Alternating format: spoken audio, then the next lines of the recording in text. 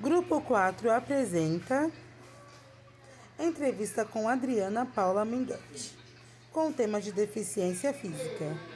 Vamos lá, Adri. Eu tenho um trabalho para fazer. Me fala um pouquinho da sua formação.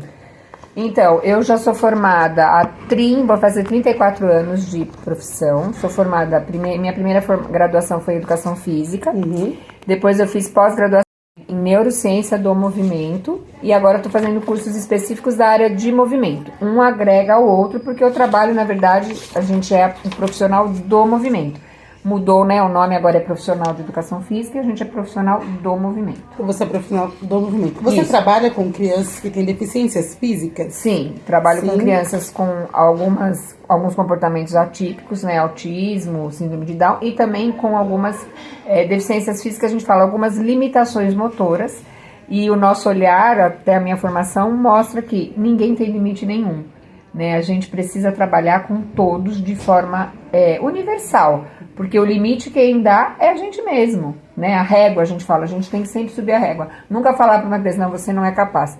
Sim, e eles me ensinam muito mais do que eu ensino a eles, isso é certeza. Dri, quais são os principais desafios que você enfrenta no seu trabalho, ao trabalhar com crianças com deficiências físicas? Então, o principal desafio é assim, já que eu sempre preparo a aula, né? Porque como eu tenho a formação da psicomotricidade, eu também trabalho com a terapia psicomotora. E terapia psicomotora você trabalha o emocional muito, porque está carregando, o cognitivo e o motor. E a gente sabe, e a neurociência me mostrou e me mostra a cada dia, que hoje em dia é via de mão dupla. O cérebro manda informação, o corpo vai lá, faz e volta para o cérebro e via de mão dupla. Não é só o cérebro comanda, eu vou lá e mexo na folha, bato palma. Não. Se eu bater palma assim, se eu estalar o dedo, se eu mexer, eu também mando essa informação para o cérebro e vice-versa. Isso é muito saudável.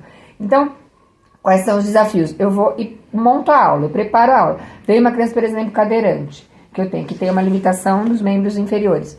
Eu preciso pensar nesse corpo como um todo. Mesmo que ele não movimente as pernas, esse braço vai movimentar e vai ajudar nesse não movimento da parte inferior. Né? Se ele mexer a cabeça, se ele mexer um dedo, a gente fala um dedinho, já vai ajudar. Porque mesmo as crianças e pessoas que estão acamadas precisam desse estímulo. O estímulo sensorial é muito importante, porque mesmo que ele não mexa as pernas e mesmo que ele não tenha uma sensibilidade, eu preciso explorar isso. Então, o que de desafio sempre é uma surpresa. Eu preparo a aula e nunca, como eu falei no começo, desprezando, ele não vai mexer a perna, então eu não vou pensar. Não, o corpo dele é um todo, mesmo que tenha uma limitação em algum lugar. Né? O que mais? Como você lidar com as questões emocionais e psicológicas que podem surgir nas crianças com deficiências físicas? Então, aí bem de encontro com o que eu tô falando. Quando a gente mexe o corpo, a gente tá com a emoção tá ali junto. Que nem eu não sou terapeuta da questão emocional, mas a emoção tá junto. Na psicomotricidade tem os 3 pilares, que é a emoção, que a gente fala, a emoção, a razão e a ação. Então, sempre vai ter a questão emocional. E uma coisa muito importante se a criança chega, por exemplo, já com alguma questão, ou ela chega muito triste, ou ela chega muito agitada, ou ela chega muito nervosa, não dormiu direito, ou tá com alguma questão, é necessário esse meu olhar, como eu sou profissional do movimento, o movimento não é só ele por si só. Eu preciso perceber e acessar esse caminho, mesmo não sendo a terapeuta da área emocional, mas eu tô mexendo com a emoção. Claro que se for além, eu vou procurar ajuda. Né, mas eu procuro equilibrar essa criança, conversar. Eu acho que a palavra-chave é aconchego para essa criança. Ela perceber, você tá aqui, eu tô aqui com você, estamos juntos. Mesmo que eu não consiga, porque muitas vezes eu não vou ter essa ferramenta. Mas a ferramenta de acolher, meio mãezona mesmo, né? Porque não tem como a gente não se apegar a essa criança. A gente tá trabalhando com um ser humano. Né? Não é uma folha que eu amasso, não deu certo, eu vou lá e faço outra. Não. Então eu preciso, olho no olho. A gente tem uma palavra que a gente fala em psicomotricidade que é o olhar psicomotor e o olhar tônico. É o que eu tô fazendo com você agora. Eu tô olhando em você e eu preciso olhar essa criança. Porque às vezes tudo que eu montei na aula não vai dar nada certo. Agora, se eu olhar, pegar na mão e ela perceber que ela pode confiar em mim, a terapia já foi. Certo? Sim. O que mais? Como você avalia o processo das crianças e ajuste do seu trabalho conforme o necessário? Como você avalia o processo das crianças e ajusta o seu trabalho? O progresso deles? Isso, então, porque assim, eles vão, sempre eles progridem. Não tem, é muito difícil uma regressão, vai regredir, não vai desenvolver. Por quê? Porque existem esses 3 pilares trabalhando em conjunto. Por isso que a gente fala que o movimento é cura mesmo dessa criança muitas vezes. Por quê?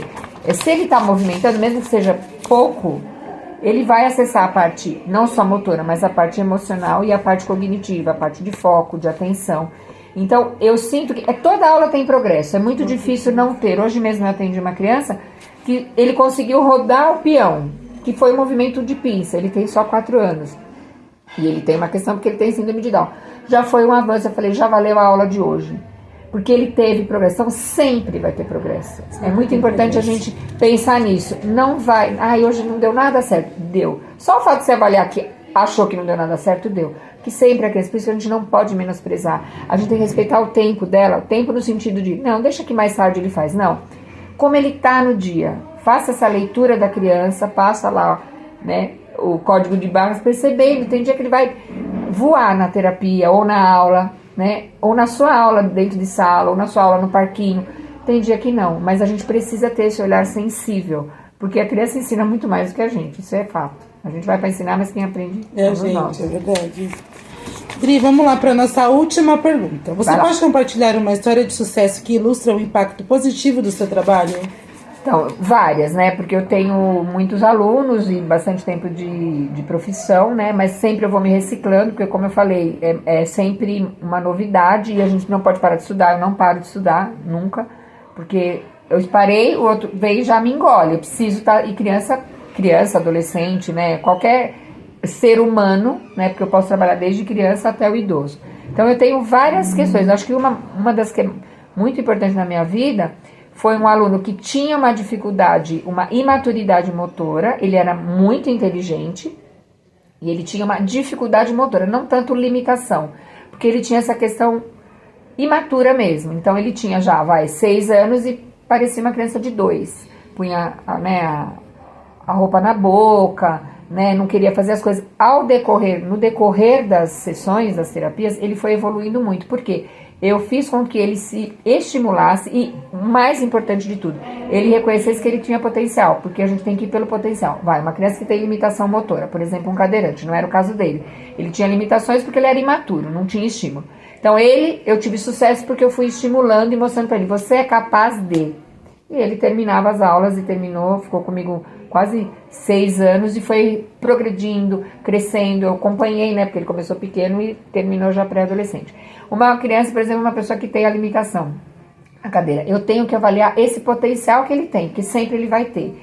Então, um retorno, muitas vezes, quando eu tive um aluno cadeirante, não era na minha sessão, mas era na aula de educação física, só o sorriso dele, de estar empurrando ele na cadeira, por exemplo, a gente adaptava. Então, eu empurrava a cadeira para ele poder, ao invés de jogar na cesta, jogava dentro de um caixote mais baixo. Só o sorriso dele já valia muito. Então, eu tinha esse caso de aluno que era na aula de educação física, tive caso de um aluno que perdeu um membro, então ele tinha a perninha mecânica, ele fazia natação, ele fazia o jogo, ele era muito mais ativo do que muitas outras crianças. Então, eu falo, tenho muitas histórias, né?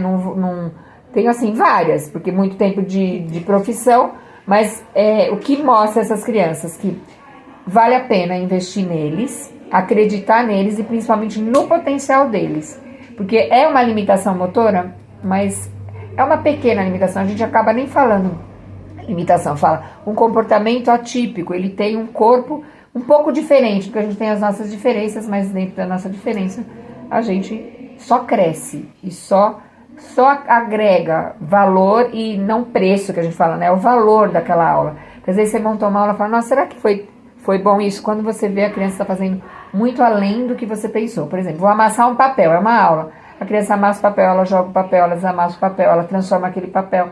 Então, essa aula é muito mais rica. Então, enquanto experiência, eu tenho várias, mas eu acho que, resumindo todas elas me trazem muita satisfação de ver um leve sorriso, um simples sorriso de eu consegui. E as crianças conseguem. A gente não pode nunca falar, não, você não é capaz. Não existe isso. Se alguém falar isso pra você, fala, vai procurar outro profissional, porque a gente tem que saber reconhecer o potencial, e todos nós temos. Assim como nós temos as dificuldades. Isso eu deixo claro para as crianças. Eu posso não ter uma limitação motora, mas eu tenho dificuldade, e você não tem algumas que eu tenho. e vamos trabalhar com isso. Então, eu acho que quando trabalha com uma criança atípica, e uma criança, por exemplo, com alguma limitação motora, é mostrar para ela que você tem algumas limitações motoras, mas você não é essa limitação. Agora a gente está tendo a Paralimpíadas e está só mostrando para a gente o quanto que essas pessoas são capazes e são muito melhores que nós. Várias medalhas de ouro eles estão trazendo. Não, só estão trazendo todo dia, né? Quer dizer, é ensinamento, né? Esse rapaz, o Gabriel, por exemplo, esse olha, ele tem só o tronco, a cabeça e o sorriso, e a beleza. Não tem igual, né? Então, acho que é aprendizado todo dia. Adri, eu agradeço muito essa entrevista, vários ensinamentos. Muito obrigada pela Eu que agradeço, conta comigo. Obrigada.